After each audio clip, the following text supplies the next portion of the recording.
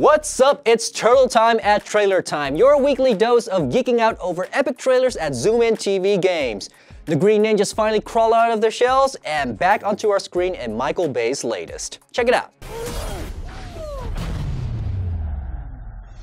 So the heroes in the half shell are back, but it hasn't been all sugar and rainbows. This first glimpse of the upcoming movie has showered the world with skeptical responses. People are freaked out by their faces, including responses similar to that of Megan Fox's April O'Neil. When the news first came out, the crowds were quick to judge Bay's statement of the turtles having an alien origin and quickly assumed that they would be aliens.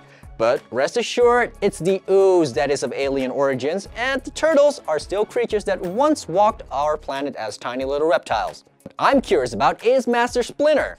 Will he be a giant rat like in the old movies? And I'm still sad that we won't ever get to hear Uncle Phil reprise his role as Shredder for any future animation or game work. I've retired. I've been living in Palm Springs. Greg and I are divorced now. I haven't seen him in a long time, and I kind of miss him, but not really. Maybe there'll be a decent tie-in game which can bring back the arcade feeling of Turtles 2. This and Turtles in Time were by far the best Ninja Turtle games ever released, in my opinion. The Turtles in Time remake was decent, but the timed downloadable title was just not solid enough to tickle the fancy of fans all over. Out of the Shadows had a lot of potential as well, but the only good thing about it were the graphics and its atmosphere. It's too bad, because I had hoped it would have been a good couch co-op game in these times. I guess we could always pop in Turtles Tournament Fighters or Smash Up for that. I'm probably asking too much from a movie tie-in game. For now, I'm staying neutral on this until we see the next trailer, hopefully with a bit more exposition and a better look at the Turtles. It's a Michael Bay movie, so there's gonna be a lot of stuff flying around and explosions, so that's something I can at least live with. And would it be okay for me to try and bring Cowabunga back? Or is that too 90s? Let me know what you think and what you expect of the new Turtles movie. No, whoa, chill, it's just a mask. See? Don't freak out.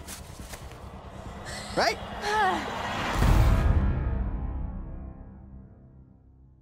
And as mentioned last week, I'm picking a few comments for the Q&A, so let's go. Jose Nava asks, what do you prefer, Marvel movies or DC movies? Well, when you ask it like that, I prefer the Marvel movies, but DC has some excellent animated movies, and I think those tend to be more true to the characters and the universe of DC.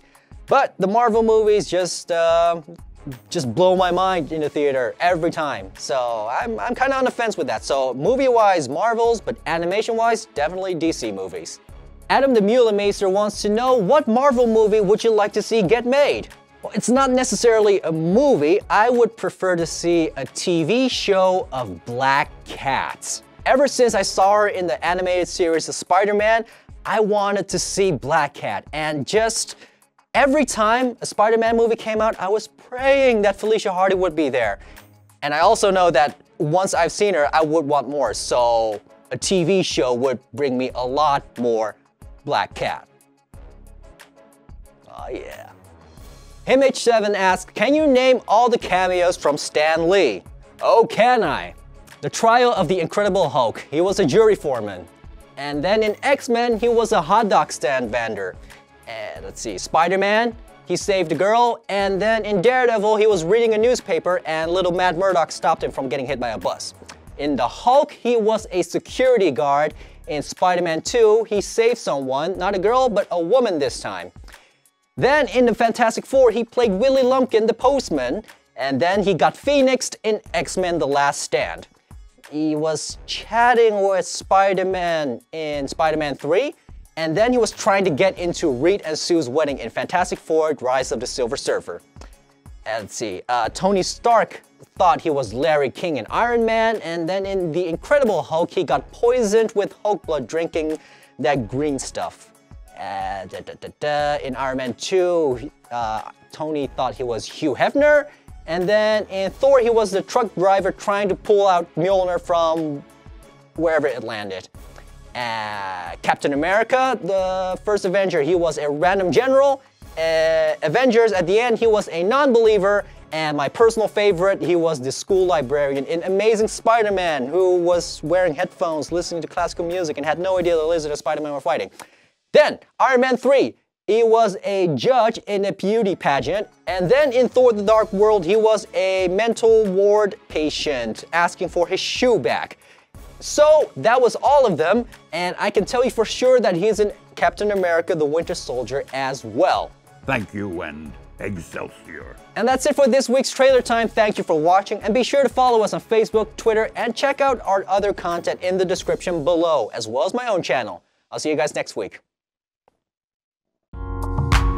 Thanks for watching Trailer Time. Because you apparently like movies, you might be interested in our coverage of the Tribeca Film Festival in April 2014. Subscribe to Zoomin TV Movies and stay up to date with all the interviews and other content.